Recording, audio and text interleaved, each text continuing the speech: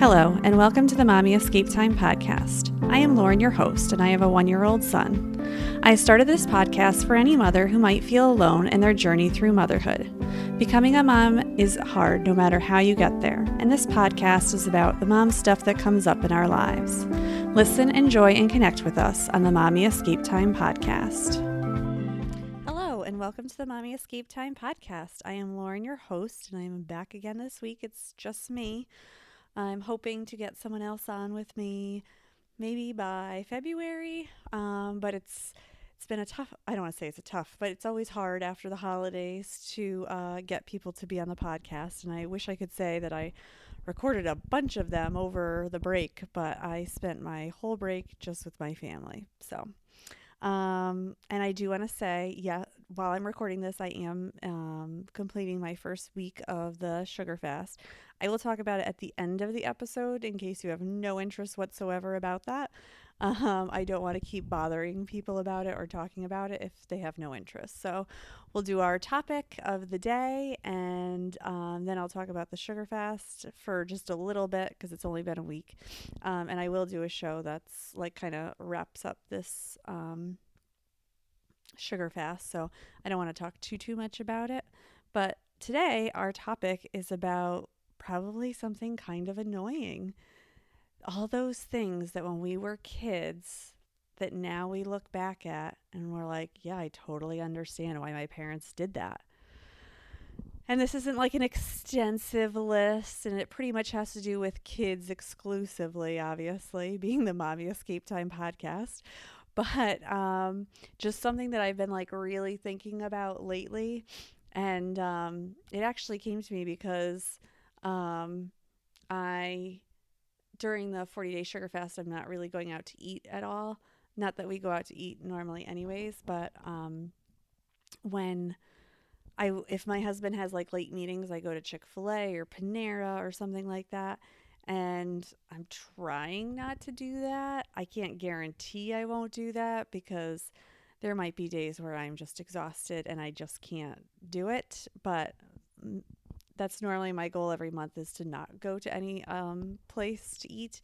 So January shouldn't be an issue. I could see that February might become an issue, but we'll see how it goes. But anyways, I was thinking about it because as a child, when you're out, and I was thinking about it because we used to go skiing all the time as a family. And I would remember that my dad would wear a backpack of a packed lunch of all our stuff for the day, and we would eat it in the lodge. And I always wanted to be one of those people that just got to go in that hot line to get some nice, I'm sure horrible food. I'm sure it was like, burgers and chicken fingers that was so expensive. But I always wanted to be one of those people, and we never did it. And I would say we went skiing maybe like 7 years straight. We went skiing, and not one, and we would go every weekend, and we would never get anything to eat at the lodge. We would always have our packed peanut butter and jelly sandwiches. And I remember that we got to have like one of those like little bags of chips, those like those multi packs of chips, and we could pick out which chips we wanted to bring. And I just remember thinking, like, one time my peanut butter and jelly sandwich was like frozen because it was so cold outside the whole time that we were skiing. Then my dad was wearing the backpack, and then that's what we ended up eating. So it's not like it got like warmer. And if you've never been skiing, half the time you're going on a chairlift. So my dad would sit back with the backpack on, and so we'd have very smushy sandwiches. And thinking back on it, like, they never tasted bad, or I didn't really complain about it. We still had fun skiing, but I will always remember like wanting to just eat the food that's there. And now as a mom, I'm always like packing something when we go in the car. I like never buy anything when we're out. We go to I know if you've heard other podcasts, there's a local amusement park that I go to a lot in the summer with my son. And I until they're 3 years old, they're free and you can bring their food in. And so I totally take advantage of that if I need to. But I like would never buy food because I was just so I was like, well, whatever, we have food at home. Like, I'm not going to buy it. And even though it looks good and even though I'm hungry, I just won't eat and I'll wait till I get home and it'll be fine. And I never thought I would be that kind of person because when I was little, I was always like, oh, I am definitely going to, let my child eat what's there. And, I'm not going to pack stuff. Even when I go to the grocery store, I pack something because I know he's going to want food when we go to the grocery store. So I have to make sure that I have food when I go there too. So um, it's just so right. Your parents always saying that, nope, there's food at home, or no, we'll bring our own food. It's just such, I don't want to say it's a revelation, but it's just so funny to think back on that. And now I think about it all the time that I just pack food and we always have food with us, and so there's always something to eat, and there's always something very quick. Like I can always make a peanut butter and jelly sandwich, or I can always make grilled cheese or something like that. That'll just like get us through if I need to quickly at home, like if we get home and he's starving. Um, so I think about how often that happened too. One of the other things that my parents always did was, of course, well, I'll keep it in the food category first, but was to at every meal, or I would say at every dinner, because obviously I can't remember going back to preschool what happened, but I can remember that when I started going to school, my mom would pack my lunch every day and then she would make dinner every night. And I remember complaining about, oh, we're going to have this again, or oh, I don't want to eat this part of it, or I don't want this food. And all I think about now is how I make my son try all these different things. He has no choice in the matter, and he has to eat his vegetables before he eats everything else. And I also can think of how I do not maybe have enough variety of meals um, to maybe make it interesting or to make us want something or miss something to then want it again. So that's something I'm always working on, especially those quick, fast recipes. I have like a quick Friday recipe that I always do, and I try to. There's a few other recipes that I just keep in the loop, but I think sometimes they get tired and old, and you just want to be done with them. So, yeah, I can just remember I was like, oh, the vegetables my mother used to make me eat, and I just did not want them and did not like them. And granted, I'm sure she never like roasted any broccoli. I'm sure it was all in that. Oh gosh, I don't know that those Corningware containers with the blue on the side and the glass tops. Which sometimes now I wish I had, and I never do have them, because I'm always like, oh, I should just put it in the oven instead. Um, but I also, I think about that a lot and how I make my son all the time eat all these different things, and he's really good about it. He's so good. He goes through phases like every kid where he likes certain vegetables and doesn't like others. But I really try and focus on, trying to get him to eat some vegetables at every meal. And I'll hide them in things, which probably helps too. Like in his pasta, sometimes I'll just throw in a bunch of vegetables that he has to eat, and that helps too. So I think back of how much I must have tortured my mother complaining about it or complaining that we're eating this meal again. And all I could think about is every week when I sit down to plan my dinners for the week and even my like lunches for the week, every time I'm like, I just wish I had a job where they made my lunch and I could just go and grab it every day and someone made me dinner every single night. And of course, that's not going to happen. Um, Even if we became like super, super rich, that's not going to happen. So I have found a few new recipes that I'm trying out, and that seems to be working. So, you know, you take what you can and you do what you can. And I totally admit to my mother that I'm sorry for always complaining about my vegetables and whatnot and eating them in the same meals over and over again. And it's so funny because also, like, I would say a lot of my mom and um, other people in my family that like are my mother's age, they're all like, I'm retired from cooking. I no longer have children. I can't do it anymore because they cooked all the time also. And I hope I never get to that point where I feel like I'm retired from cooking, but maybe cooking less. Maybe enjoying uh, picking up like prepared foods and things like that a little more. But yeah, I definitely want. I enjoy cooking and I enjoy cooking food and seeing my son eat it. So that does help me a little bit. And one of the other things that I've learned is that your parents are right. You do have to limit the amount of TV that you watch. I know we've talked about it a few times in the podcast the last couple of weeks, and my husband was on last week. But when Disney Plus came out in November of 2019, depending on when you're actually listening to this, um, so that's like 2 months from now. Um, we, I really got into it. Like I wanted to watch all these stuff. I wanted to show my son all this stuff, and he's 18 months old, so he couldn't really watch a lot. And he's so obsessed with Moana. Like he could watch Moana every day, all the time, and that's probably one of the only movies that he doesn't even want us to always fast forward and just get from song to song to song.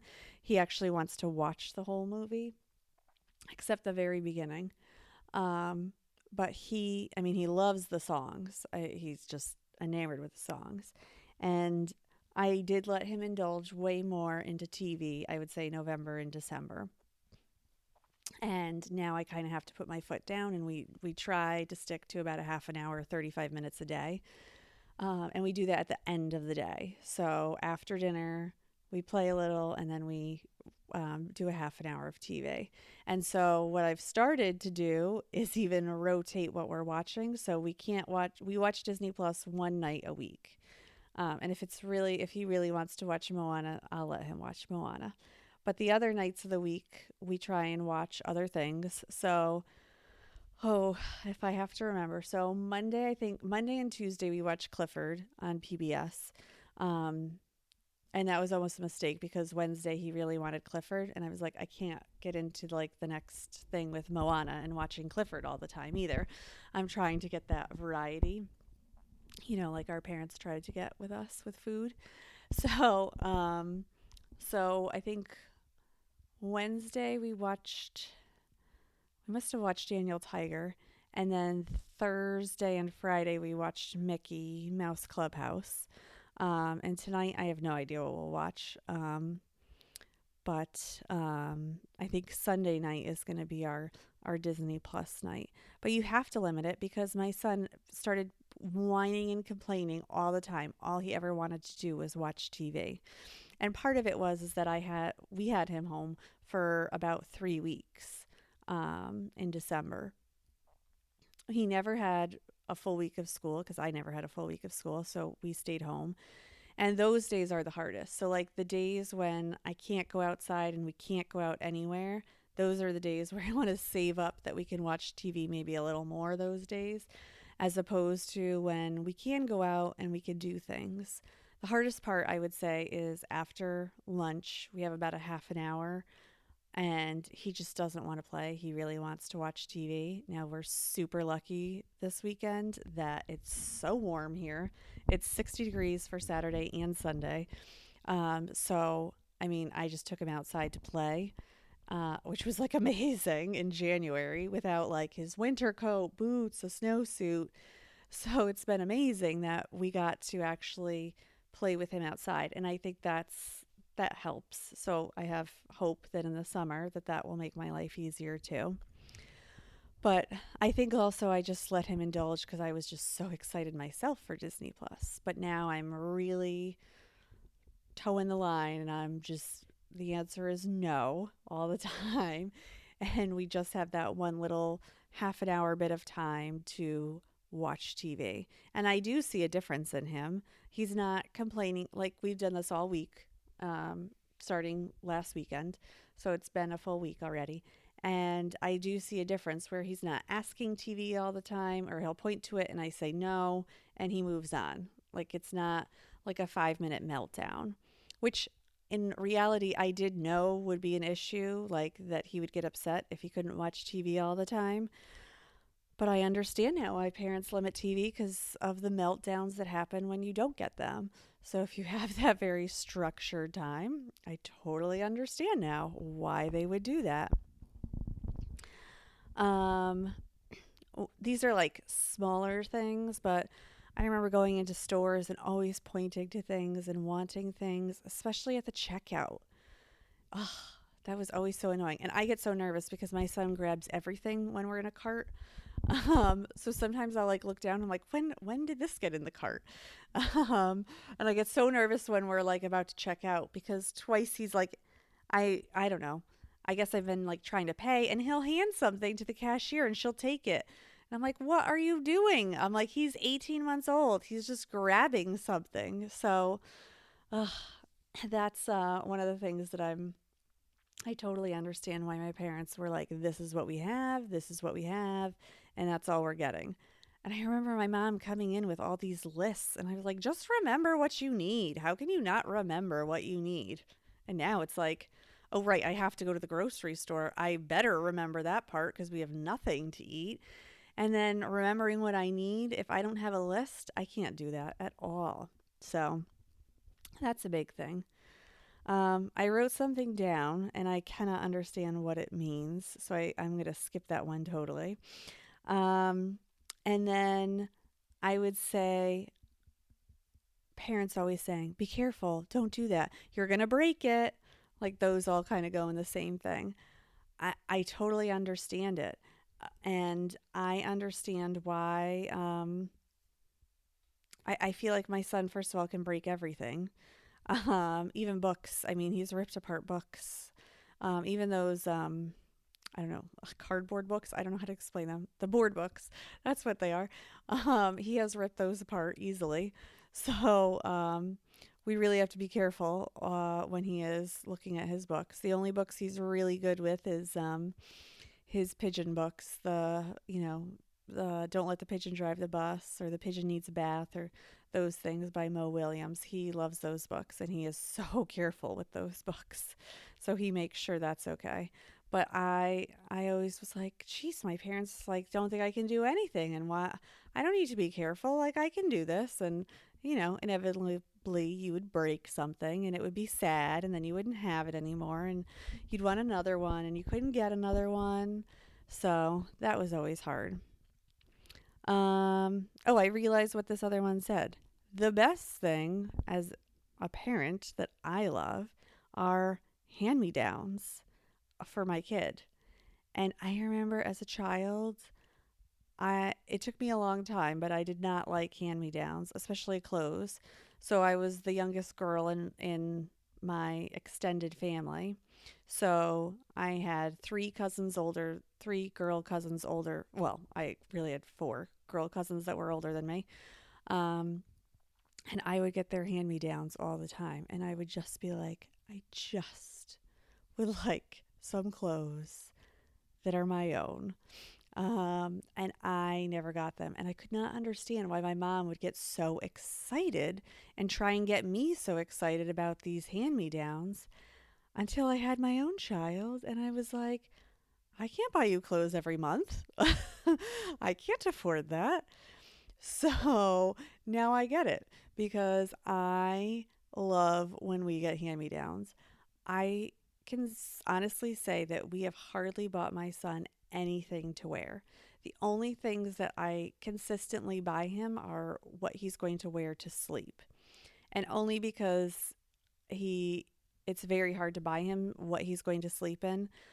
So I buy it for him specifically because I know what he likes, and it's just very specific for him.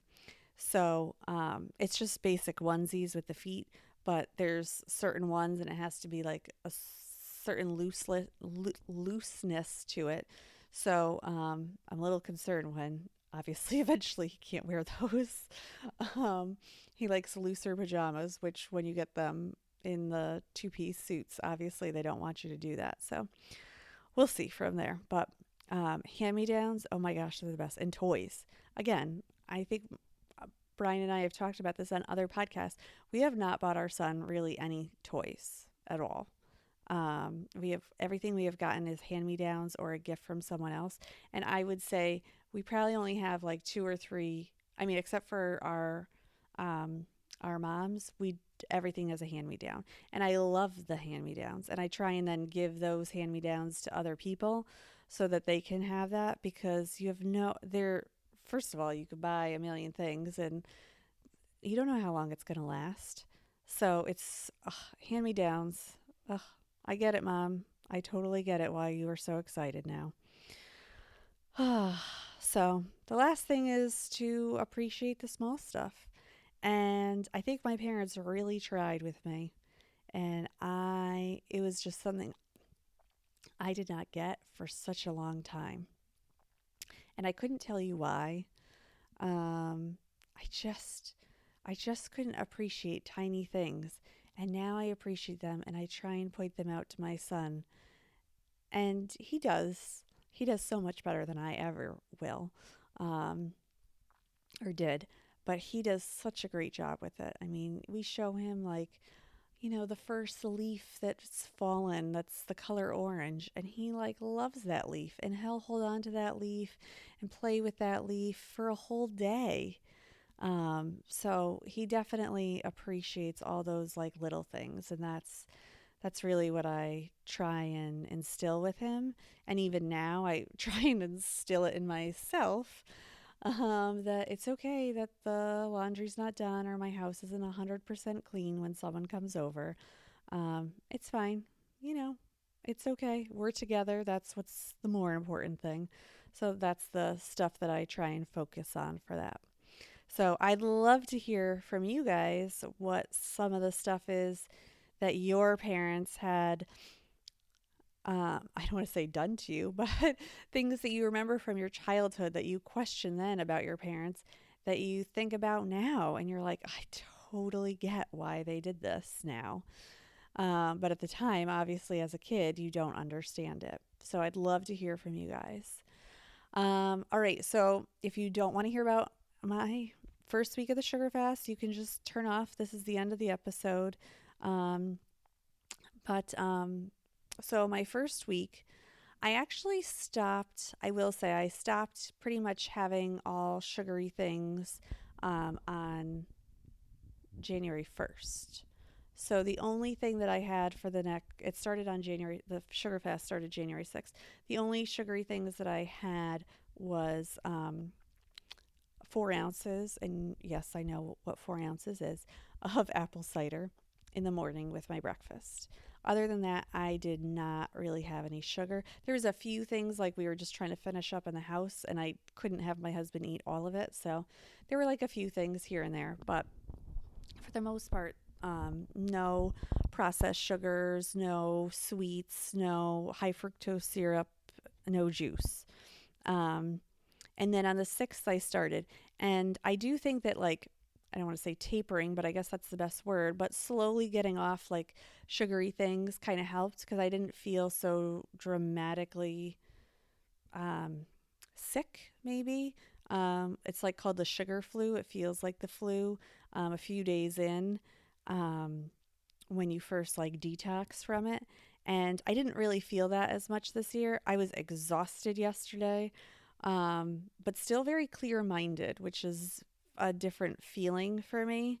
And it was more out of hunger that um, I maybe didn't pack the best. Well, first of all, I didn't keep on my food schedule at work. Not for any bad reason, but just it's just the way life happens. You can't control when you're a teacher all the time that when you can eat and when you can't eat. So I did the best I could. But after school, I went to a grocery store with my son, and so I did not have an afternoon snack. And I found out that I need an afternoon snack, especially if I'm going to the grocery store. Because that was probably the hard. Yes, Friday was probably my hardest day because going to the grocery store when you are hungry and not being able to get any of those sugary treats is probably good practice, but it was so hard. And I went to like a specialty. I was at a specialty grocery store where they specialize in these um, absolutely wonderful treats. Um, so I'm glad that I survived that. Today was a little, I won't say today was harder. It's just today I didn't have any idea what I was going to have for lunch. When I go to school, I have an idea. Like I plan out, okay, Monday and Tuesday, I'm going to have this. Wednesday, Thursday, I'm going to have this. And Friday, I'm going to have this at school. And I had no plan today about what my lunch is going to be. And I have no plan tomorrow what my lunch is going to be. So that's something I have to work on. To give you a little understanding, I do get up. I was planning to get up at 4:30 to work out every morning, but I have found that I have reached my max. I cannot do that anymore. So I get up at 4:55 and I do a half an hour workout, which is fine. And then I go throughout my day with my food. And then when my son goes to sleep is when I read my chapter from the Sugar Fast book. Well, first I actually journal like what my day was like, and then I will read the chapter for the following day for my Sugar Fast book. And then each day there are cards with a little scripture on it, and I read that chapter of the Bible. And then I journal about the Sugar Fast book chapter and the Bible chapter. So that's how I keep it going each day. I will say it's hard to do it because it takes some time out of my time once my son gets to sleep. So then I have no time for anything else except showering and actually spending a few minutes with my husband before I fall asleep. So I'm hoping that now that I have decided that I'm going to wake up at 4:55 instead of um, or waking up at 5 instead of 4:30 in the morning. I think that might help also. And I do think that I have to start planning out all my meals and my lunches included on the weekends. And one of the things that I'm kind of upset about is like I really try and not have processed foods, but there's like some part like I mayonnaise is like the biggest issue I have because I don't have time to make mayonnaise. I'd love to say that I could make mayonnaise, but I can't. And then I looked on the back of our mayonnaise and it has sugar in it. And it's like Hellman's mayonnaise. Um, so now I have to go in. So tomorrow when I go grocery shopping, now I have to see if there is a mayonnaise that doesn't have sugar in it, which is so annoying because all these things never used to have sugar in them and now they do. And like ketchup has sugar in it and that bothers me too. Um, but mustard does not have sugar in it unless you're getting a Dijon mustard, which I that's one of the ingredients is sugar. So it's not like a hidden sugar. Um, so yeah. Um, and if I've never mentioned it before, your salt, be careful. Salt has sugar in it, so you have to be careful with that. Especially like in those big containers of salt. They normally it's called dextrose, but it's still sugar. Sugar has I don't know what the FDA said. The sugar has 63 different names, so it doesn't always say the word sugar.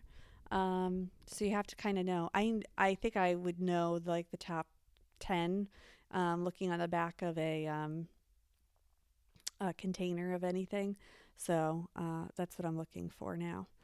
So yeah, that's how my first week is going with that.